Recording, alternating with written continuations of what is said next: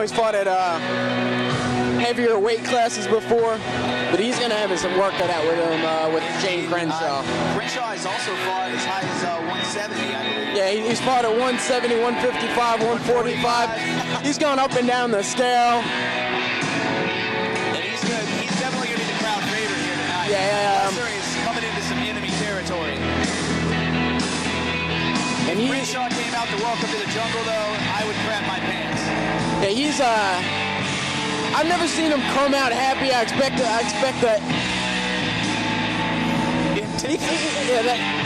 That stone cold intensity where I think even the ref wants to stay away from him. You know, and you never guess that. When you talk to him, he's such a calm, kind of like soft-spoken, nice guy. You'd never know that he was just such an animal in the cage.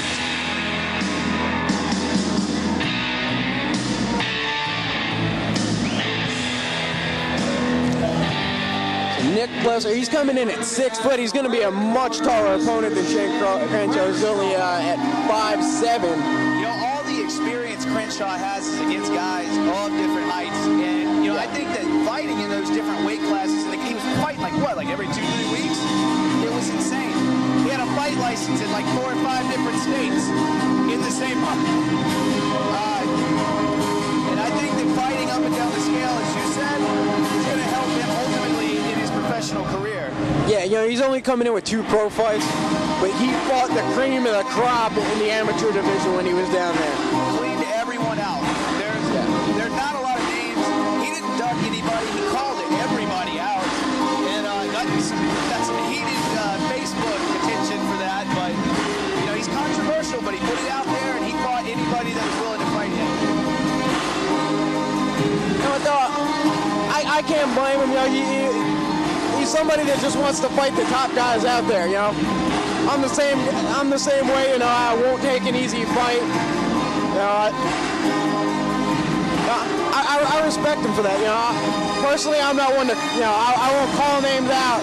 But when I'm talking to matchmakers and stuff like that, I'm like, they ask me who I want. I'm like, who's the best? Who's the best you got? And you've got to respect guys like that. Yeah, I mean, he had more like a Nick Diaz approach where it's like, I'm going to put it out there, and if you don't fight me, you're kind of tucking.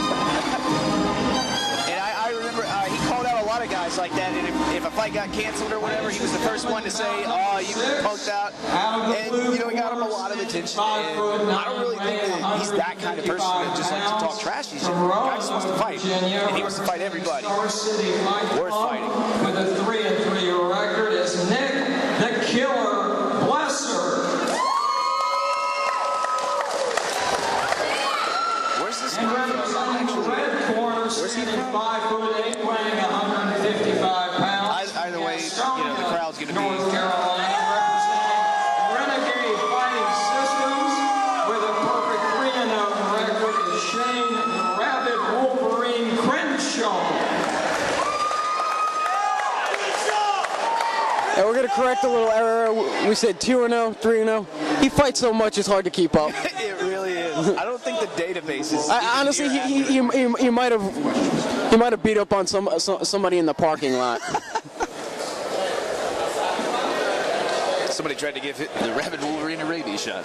That was how that started. That's a big no-no. And we come up, they touch gloves, and this fight is set for 3 5-minute rounds. Shane goes right in for the shot.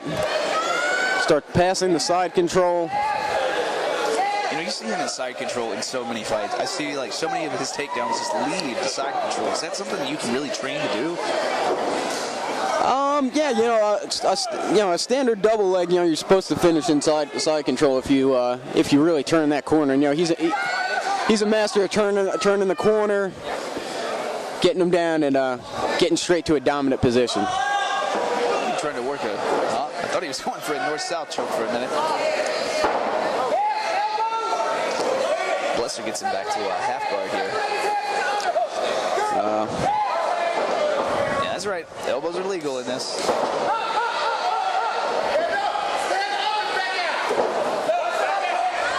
He did not look happy about eating that up. I just love some of the expressions on Crenshaw's face. You know, it's like, okay. That is one angry individual in the cage. He's a very intimidating guy because he looks so calm, and then he starts throwing, and you're like, wow, this guy's really got some power to be so.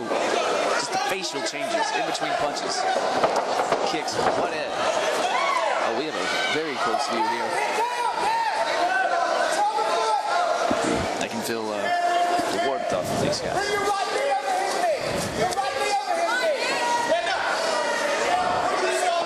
Crenshaw looks like he wants to rain down something from standing up outside the man's guard.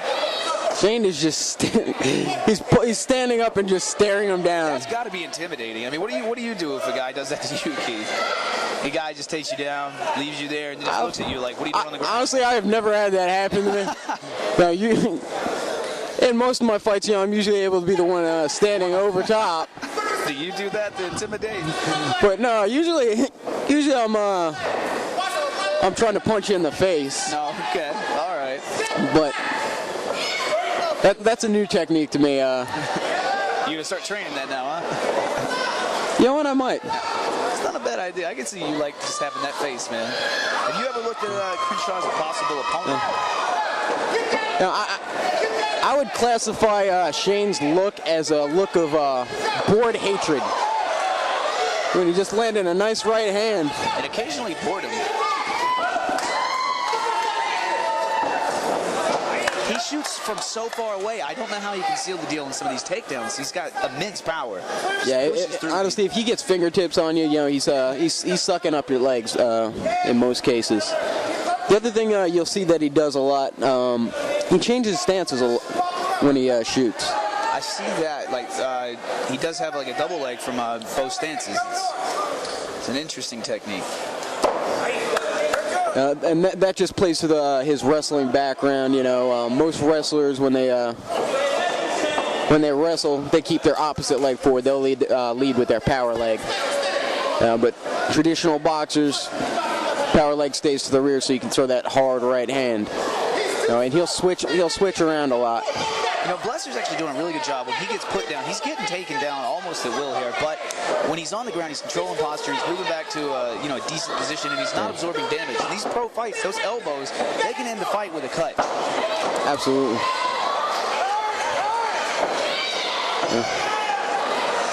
Bleser, he's constantly looking for something. I see him look at his corner a lot from this position.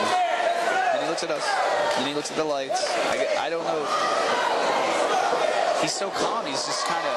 It's a normal day at the office for Shane Crenshaw. Ooh. Now we're seeing some vicious ground and pound. Man, that is why they call him Rabbit. Right there. Big power. Overwhelming Bleser here. Ref's if he doesn't start moving, this ref is going to call this fight. No one would blame him right now if they did. Shane is raining some serious, like you said, hatred down on this man. And he's starting to go, turns to his back. This fight is going to be federally investigated for being a hate crime.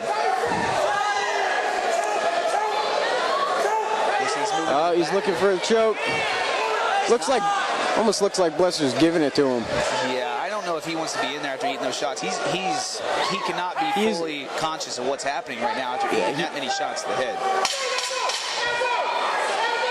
But he does hear an encouraging sound.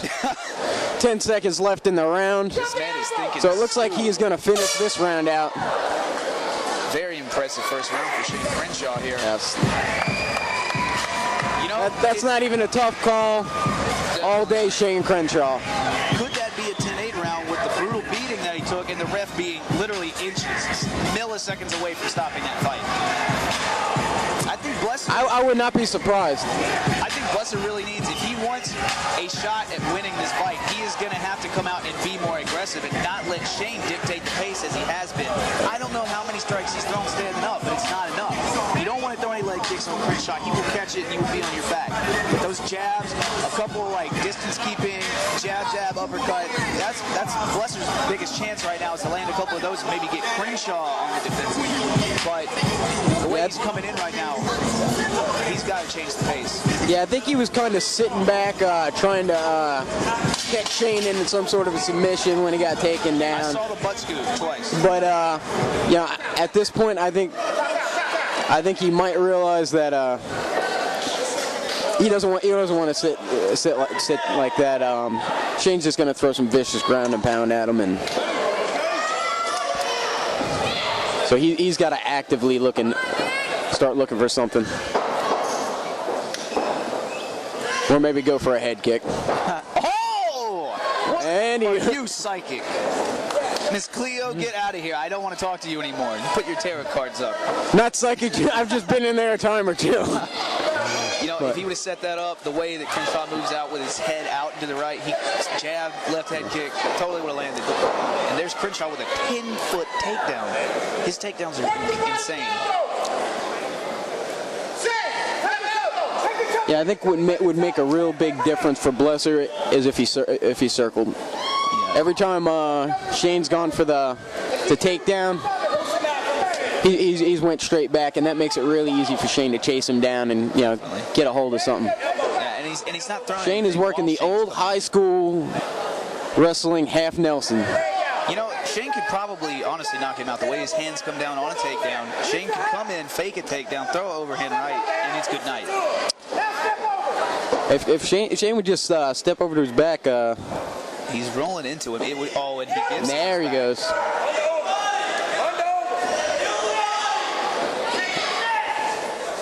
Honestly, I don't think Shane's even looking for hooks right now because he wants to punch him. Nick Bleser's corner right now. They are looking a little frustrated.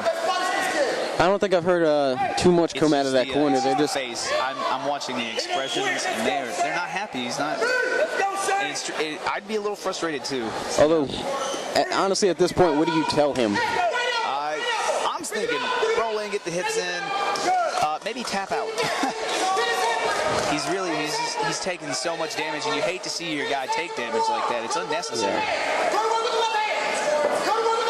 You see, his corner's telling him right now to get his hips towards him, and he's actually going rolling away from him, give it up his back so he can take some more shots. Just touch him, say to Crenshaw. Right. I think they're wanting him to take it. No, don't risk getting up. I'm kind of curious as to why Shane's not sinking those hooks in. Yeah. You know, maybe Bleser has a great jiu-jitsu ability that we haven't been able to see right now because Crenshaw's his defensive jiu-jitsu is just so good.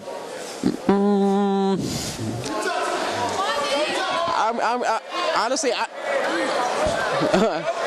I'm just going to go with the fact that Shane really just wants to punch him in the head. He's even counting the punches. He should go old school WWF where you go 1, 2, get the crowd going with you. I think probably the best use I've seen that in MMA was Roy Nelson during the Ultimate Fighter. Had his team count out the unanswered punches for him. On Kimbo, right? Yeah, on Kimbo, and I think he used it in another one of the fights. Then I can't remember who else he fought. I know he fought Justin Wren, but that was more of a stand-up kind of.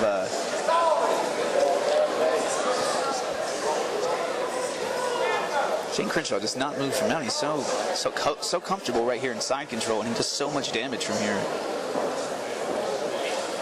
You know, the positions that someone else would normally look for, he doesn't want. He just wants to, like you said, hurt somebody.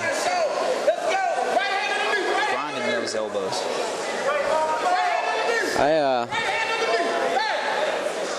Big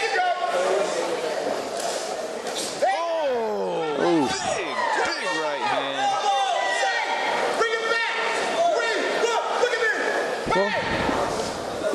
Well, at the very least, I could say this. He looks a little less angry while he's hitting him. Those are some vicious. Those are some vicious right hands. I don't know why. Bleser's really just not even. There's been no offensiveness in heart right now. He's got heart. There we go. A submission from Crenshaw here. I didn't think we'd see that. He does have it under the chin. He's working the rear naked. Doesn't have the hooks in, but I think he's gonna finish it right there. It looks like he's out. He's got one hook in. Back down. Do you he's see? getting it. Bleser's getting back under that elbow. And then Crenshaw rolls the mount. Wow, and Bleser survives another round. These look like 10-8 rounds to me, just based on the... oh, absolutely. I'm definitely going to have to go a 10-8 round this one. I can't remember watching Bleser throw a punch in that last round. I have not seen one offensive move from him at all, and that's the worst part about this. I mean, if I'm his corner, I'm wondering if you don't just throw in the towel and. I mean, he is taking a lot of. If he's not gonna mount some sort of offense in the next round, I would just call it. And we just said that. I like this game. His corner must have said something about throwing the towel in. Is he shaking his head no? If he doesn't mount some sort of offense, if I'm his corner, I'm worried about his well-being as a human. And I'm throwing in the towel. You know, he took 5 minutes of unanswered punches that last round. And Crenshaw he hits a lot harder than your normal. There was not even a sniff of anything offensive from him. At this point, I think you've got to protect your fighter. I'm feeling the same way. You don't want to end up like Rocky IV. You don't want to do that. Someone dies in slow motion, it's not good.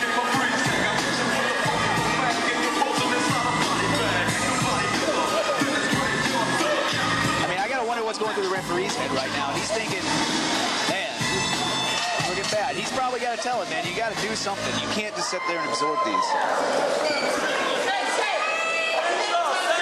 And I can only imagine what Crenshaw's corner is telling him. Continue to devour this man's soul.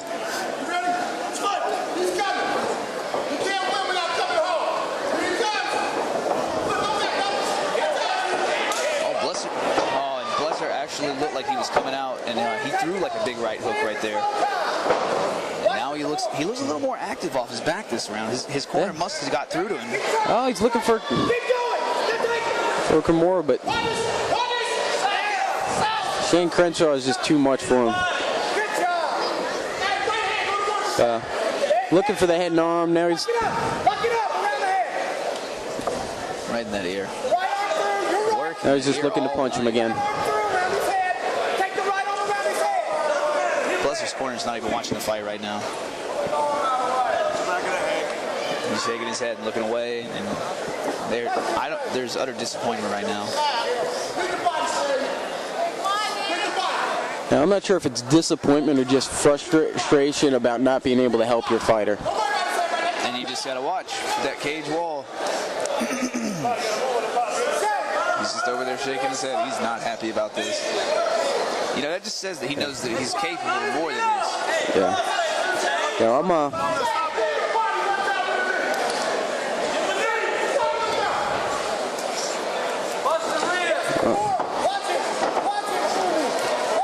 He's going for this Kimura here, and it's not a bad shot at it, but you know, Crenshaw is really powerful, and he's really sweaty right now, so it's going to slip right out of there.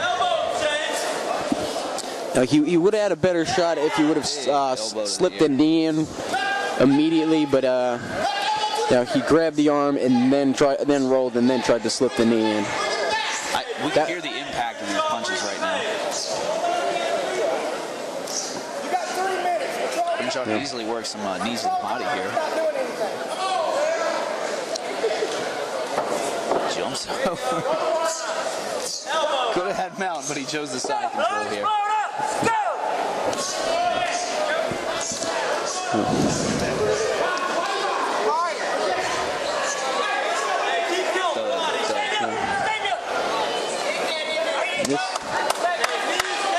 Crensshaw's wrapping up that leg, probably trying to make sure he doesn't get away or seal up another takedown here. Bleser's working for that Kimura again. I think he's throwing a couple of elbows. Crenshaw slips. I mean, there is a lot of sweat right now on this mat from both of these guys being on the ground the majority of this fight. Moves straight to side control off that shot again. Another 10-foot double leg. It's insane the power that he has in these takedowns. Looks like got a little bit of a head and arm triangle from the side. You know, he looks like he's trying to wrap it up. He's grabbing for his own elbow there. Yeah, if he can push the arm over to the other side of the head, he can definitely finish it right there. You know, he has it locked up. He could easily just go back to side control and lock in that submission for sure. Make him give up, Shane. Moves the mount, takes his back. Wow. Good hips from Crenshaw there. Like, that looked like a jiu-jitsu fighter coming out of him. Goes the full mounts, throwing some heavy elbows. Oh, God. Right in the ear. Big time ear shot. I think our audience might have been able to hear that one from here. I know we did. Best seats in the house. I think I even got a little bit of Crenshaw sweat on me. You got elbows, you got side choke, you got a dart. Better than Bleser. I'm not wiping it. Okay.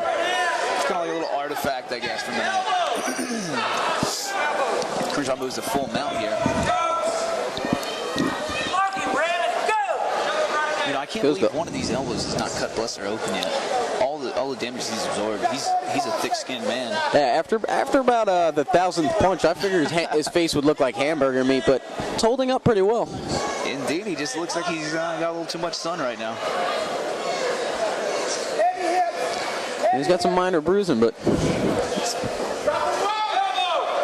I guarantee his face doesn't feel very well. Oh, no. Or the ears. The ears have got to hurt. It has been 15 minutes almost of just straight shots to the head. Oh, look at this thing. Ooh. Did that just happen? I don't think he had that bad a cauliflower ear when this fight No, I don't think so either. Bleser tried that head kick. Wow. Well, both his ears look very swollen and purple. I don't think he really. That was an amazing flurry in the last. He grabbed the kick, kicked out his leg, and then came down with a Donkey Kong hammer fist as he was falling to the ground. It's a nice little combo. But I wonder if he's had success with that in the past. honestly, I've got to give Nick Bleser a ton of credit for toughing through that fight. Definitely. I mean, that was sheer determination, heart, willpower. You know, if he just had a little more in the skill department, he could be a great fighter. That's just a ton of heart. You know, you've got There's that. no doubt who won, but he knew it the whole time. His corner had been telling him, "You're losing this fight. You need to go out there." And in the last round, he did come out and throw 2 or 3 head kicks, and he started out with that big right hook. He whiffed on it, but he did come out and at least make an attempt to, land something and maybe win this fight. Just got this angry man on top of you, repeatedly punching you in the face for 15 minutes. The only time he switches it up is to elbow you in the face. We have a unanimous decision. The winner in the red corner, Shane. I just can't believe. I would love to hear the numbers on that. That looked like that could be one of the first 3 10-8 round fights ever. First one might have been 10-9. Possibly. This is so rare to see. It just seems that a lot of judges are hesitant to give it 10-8 round. But after getting punched in the head, about 1,000 times in the second round without throwing a punch, I think you've pretty much got to give a guy a 10-8 round. I'm going to agree 100% on that. Besides the last 2, maybe even the last one, 10-7. That was I was looking for that towel to be thrown in, but I guess they knew their fighter and knew he could take a beating and keep going. They had total faith in that last round. Maybe even in the last 30 seconds, he was going to land something to turn the fight around.